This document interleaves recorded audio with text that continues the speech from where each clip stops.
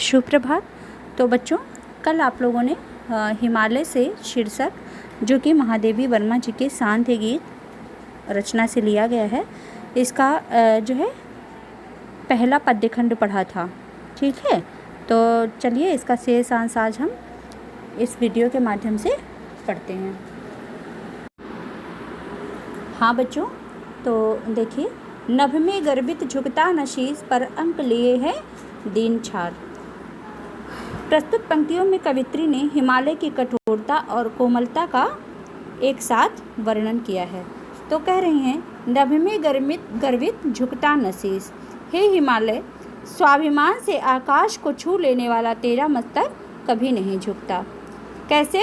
स्वाभिमान से आकाश को स्पर्श कर लेने वाला, छू लेने वाला तेरा मस्तक कभी नहीं झुकता, पर अंक लिए है दीन छार। फिर भी तेरा हृदय इतना उदार है, तेरे हृदय में इतनी उदारता भरी हुई है कि तू अपनी गोद में तुच्छ धूल के कणों को भी धारण किए रहता है। पर अंक माने गोद में लिए है दीन छार। दीन का मतलब यहाँ पर तुच्छ है। दीन का मतलब यहाँ पर क्या है? तुच्छ है।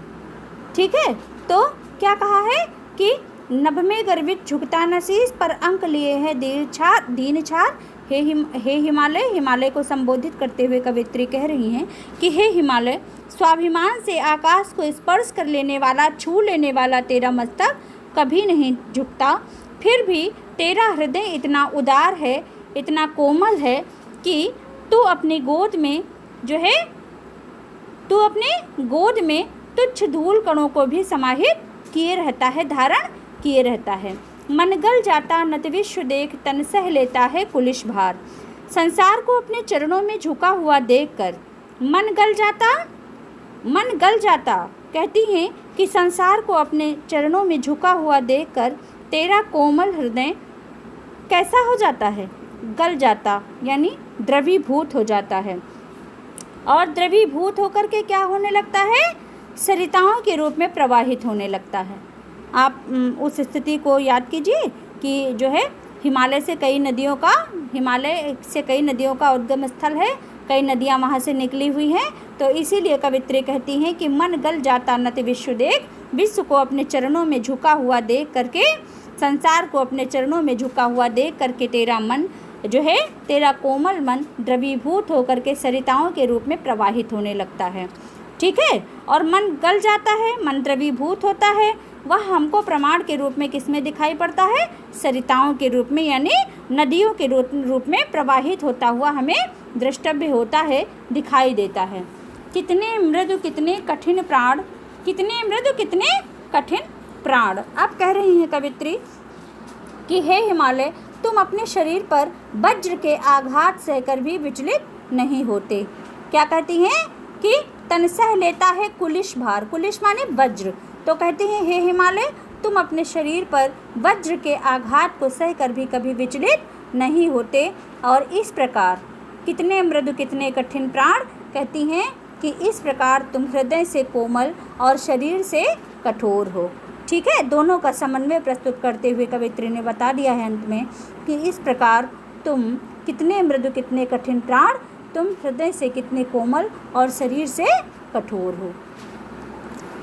टूटी है तेरी कब समाधि, झंझा लौटे नित हार हार। टूटी है तेरी कब समाधि। प्रस्तुत पंक्तियों में हिमालय की दृढ़ता तथा उसके हृदय की कोमलता का बड़ा ही सुंदर वर्णन करते हुए कवित्री कह रही हैं कि हिमालय को उन्होंने क्या किया है? एक समाधिस्थ योगी के समान जो है उनको देखा है, महसूस किया है। किसने? कवित्री महादेवी वर्मा जी ने। तो कहती हैं, टूटी है तेरी कब समाधि, झंझा लौटे शत हार हार। महादेवी जी हिमालय को एक समाधिस्थ योगी के रूप में देखती हैं। कह रही हैं कि सैकड़ों आंधी और तूफान उससे टकराते हैं। झंझा लौटे शत माने सैकड़ों, हार हार, झंझा माने आंधी तूफान। तो कहती हैं कि जो है हे हिमालय, तुम एक समाधिस्थ योगी के समान जो है दृष्टव्य हो रहे हो, दिखाई देते हो। सैकड़ों आंधी तूफान उससे टकराते हैं और हार मान करके लौट आते हैं। झंझा लौटे शत हार हार, सैकड़ों आंधी तूफान लौटे हार हार, हार हार करके लौट जाते हैं, यानी उससे हार मान लेते हैं और उस पर कभी भी विजय प्राप्त नहीं कर पाते हैं। ठीक है, क्या कहा है महादेवी जी ने? पहली लाइन देखिएगा, टूटी है तेरी कब समाधि, और जिसकी समाधि नहीं टूटती वह व्यक्ति कैसा होता है, यानी समाधिस्थ योगी के रूप में होता है। तो महादेवी जी ने हिमालय को एक समाधिस्थ योगी के रूप में देखा है और कहा है कि झंझा लौटे शत हार हार, सैकड़ों आंधी तूफान उससे टकराते हैं और हार मान करके लौट जाते हैं। बह चला द्रगों से किंतु नीर, सुनकर जलते कण की पुकार, सुख से विरक्त दुख में समान। हिमालय अविचल भाव से समाधि में लीन रहता है। जो हिमालय पर्वत है वो कैसा रहता है? अविचल भाव से समाधि में लीन रहता है।